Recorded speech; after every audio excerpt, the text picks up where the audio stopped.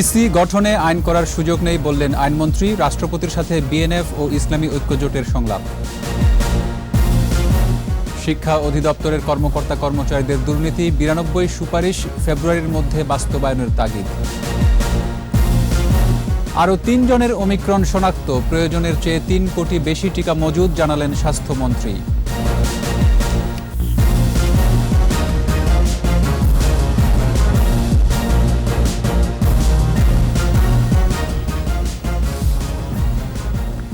শুনছিলেন first security Islami bank limited সংবাদ শিরোনাম। আমন্ত্রণ রাত 9:21 সংবাদে, সাথে আছি রক্তিম ত্রিপুরা। দর্শক, 21 টেলিভিশনের সংবাদ একই সাথে সরাসরি দেখতে পাবেন আমাদের ফেসবুক পেজ www.facebook.com/2124 অনলাইনে। নতুন নির্বাচন কমিশন গঠনে আইন প্রণয়নের সুযোগ নেই বলে জানিয়েছেন আইনমন্ত্রী আনিসুল হক।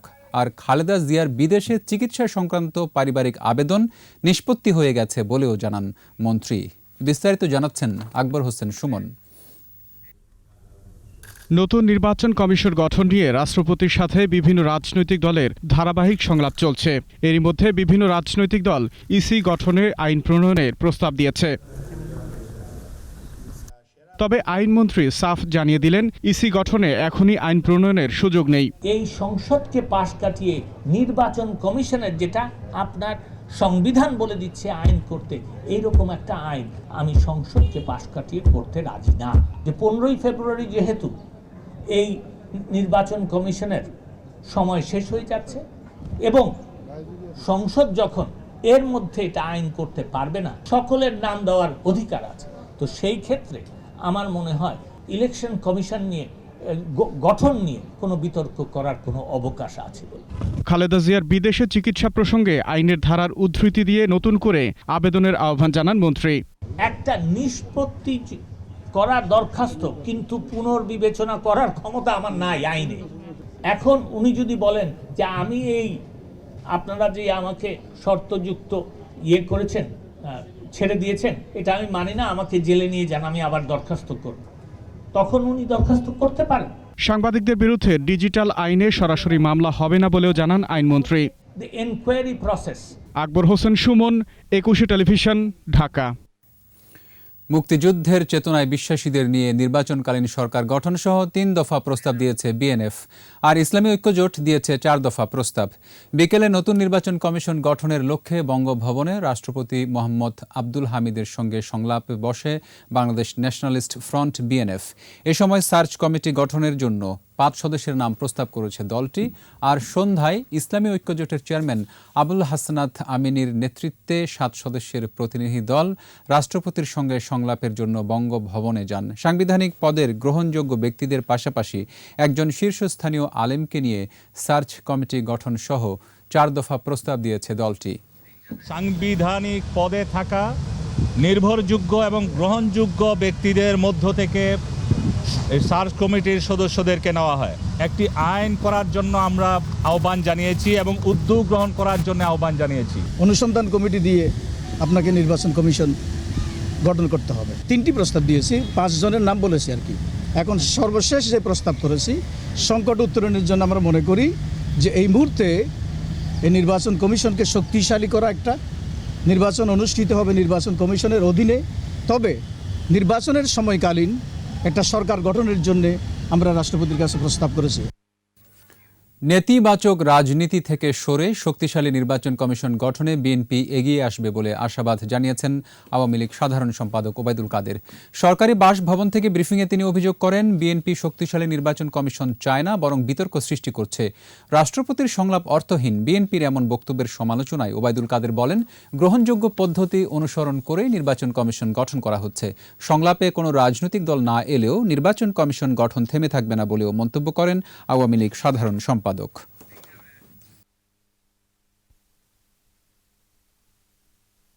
গতবারও বিএনপি তালিকা থেকে একজন নির্বাচন কমিশনার নিয়োগ দেওয়া হয়েছে। কেউ সংলাপে আসুক আর না আসুক, নির্বাচন কমিশন গঠন থেমে থাকবে না। আমরা আশা করছি নেতিবাচক রাজনীতি থেকে সরে এসে শক্তিশালী নিরপেক্ষ নির্বাচন কমিশন গঠনে বিএনপি মহামান্য রাষ্ট্রপতির উদ্যোগে অংশ নেবে। মাধ্যমিক ও উচ্চ শিক্ষা অধিদপ্তরের কর্মকর্তা কর্মচারীদের দুর্নীতি বন্ধে দুদকের ১৮৪টি সুপারিশের অর্ধেকও বাস্তবায়ন করতে পারেনি কর্তৃপক্ষ। তবে দুদক ফেব্রুয়ারির মধ্যে সকল সুপারিশ বাস্তবায়নের নির্দেশ দিয়েছে। মাউশির মহাপরিচালক দুর্নীতির কথা স্বীকার করে জানান, নিয়ন্ত্রণে চেষ্টা করা হচ্ছে। আরও জানাচ্ছেন মিনালা দিবা।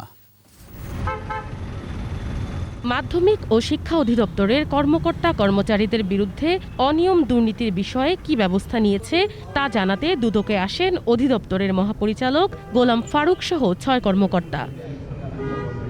সকাল 10:30 থেকে বেলা 12টা পর্যন্ত টানা 2 ঘণ্টা তাদের জিজ্ঞাসাবাদ করেন দুদকের সচিব আনোয়ার হোসেন হাওলাদারের নেতৃত্বে একটি দল। পরে দুদক জানায়, গেল 3 বছরে ১৮৪টি সুপারিশ পাঠানো হয় মাউশির কাছে। এর মধ্যে অর্ধেকও বাস্তবায়ন করতে পারেনি প্রতিষ্ঠানটি। ফেব্রুয়ারি মাসের শেষ তারিখ পর্যন্ত আমরা সময় দিয়েছি।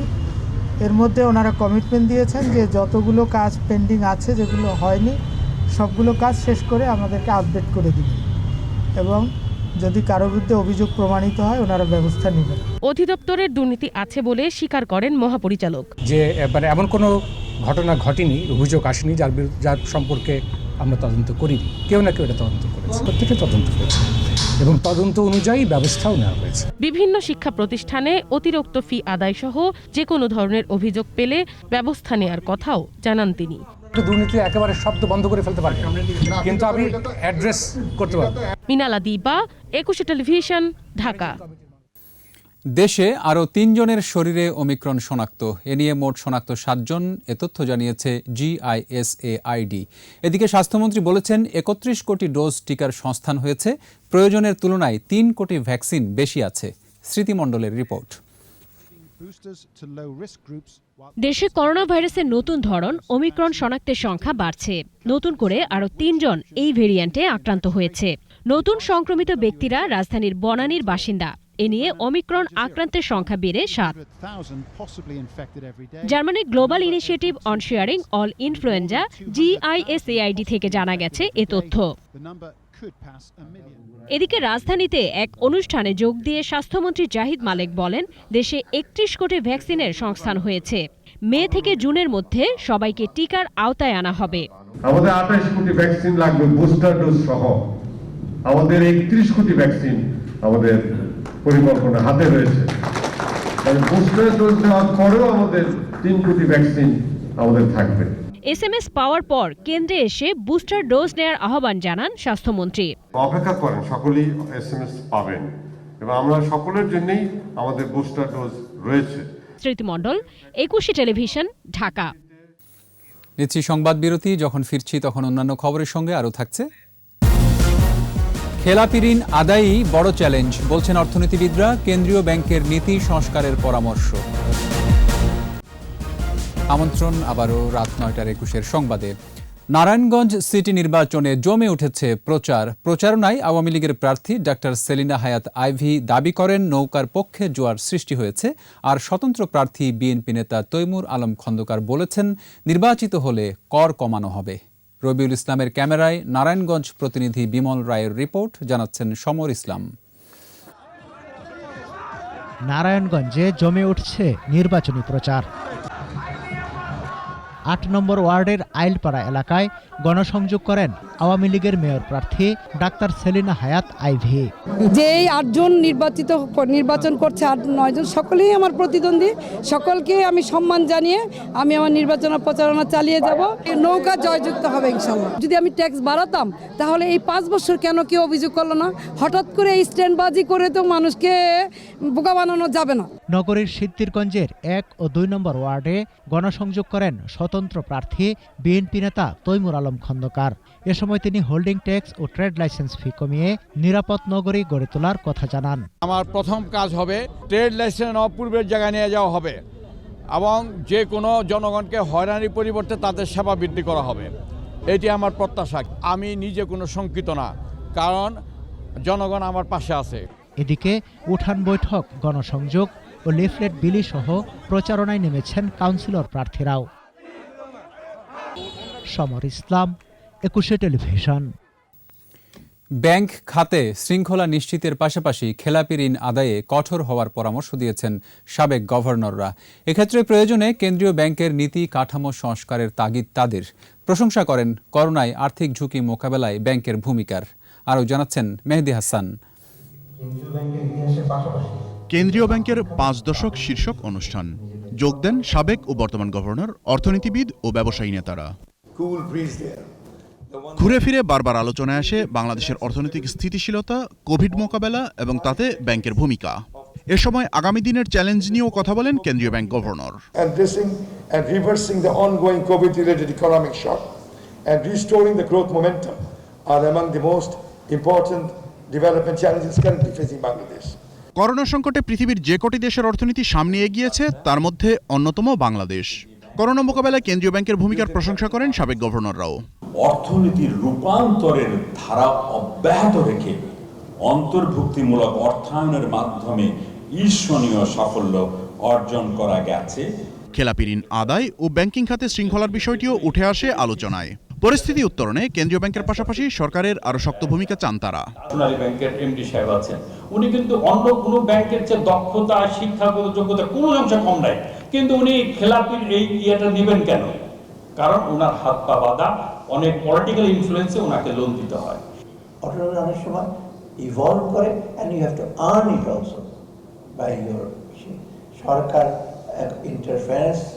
যে সরকার যে ইনফ্লুয়েন্স, আমি বলি অলসো পলিটিক্যাল ইনফ্লুয়েন্স থাকা উচিত না, but is not possible. Bank খাতের দুর্বলতা কাটাতে যেসব নীতি কাঠামো বা আইনের সংস্কার দরকার তা করারও পরামর্শ দেন অর্থনীতিবিদরা। শুধু জিডিপি প্রবৃদ্ধির দিকে আমরা এত মনোযোগ দিচ্ছি, কিন্তু ফাইন্যান্সিয়াল সেক্টরের ক্রেডিবিলিটি অ্যান্ড ইন্টিগ্রিটি ছাড়া আনস্টেবল ফাইন্যান্সিয়াল সেক্টর গ্লোবালি এগুলোর সাথে মিলিয়ে চলতে পারবো না। যে ঋণটা দেওয়া হবে অথবা যেখানে ব্যাংক বিনিয়োগ করবে সেখানে সে দেখবে যে এই বিনিয়োগটা কতখানি আর্থিক বিচারে যুক্তিসঙ্গত। আগামী বছরই দেশের অর্থনীতির আকার 500 বিলিয়ন এবং 2030 সালে $1 ট্রিলিয়ন দাঁড়াবে এমন আশা বাংলাদেশ ব্যাংক গভর্নরের। মেহেদি হাসান, 21 টেলিভিশন, ঢাকা। এবার সোশ্যাল ইসলামী ব্যাংক লিমিটেড বাণিজ্য সংবাদ।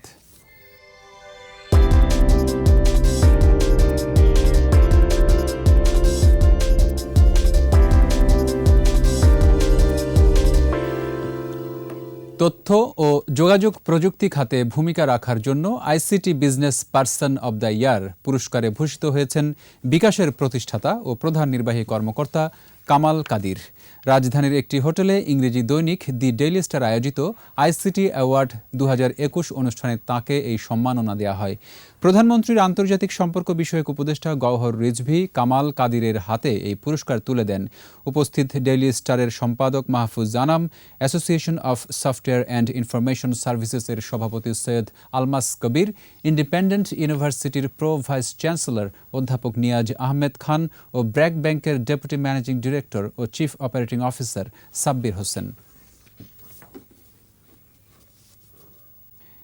এর সাথে শেষ করছি রাত 9:21 সংবাদ। যাবার আগে first security Islami bank limited সংবাদ শিরোনামগুলো আরও একবার। ইসি গঠনে আইন করার সুযোগ নেই বললেন আইনমন্ত্রী। রাষ্ট্রপতির সাথে বিএনএফ ও ইসলামী ঐক্যজোটের সংলাপ। শিক্ষা অধিদপ্তরের কর্মকর্তা কর্মচারীদের দুর্নীতি, 92 সুপারিশ ফেব্রুয়ারির মধ্যে বাস্তবায়নের তাগিদ। আরও 3 জনের ওমিক্রন শনাক্ত, প্রয়োজনের চেয়ে 3 কোটি বেশি টিকা মজুদ, জানালেন স্বাস্থ্যমন্ত্রী।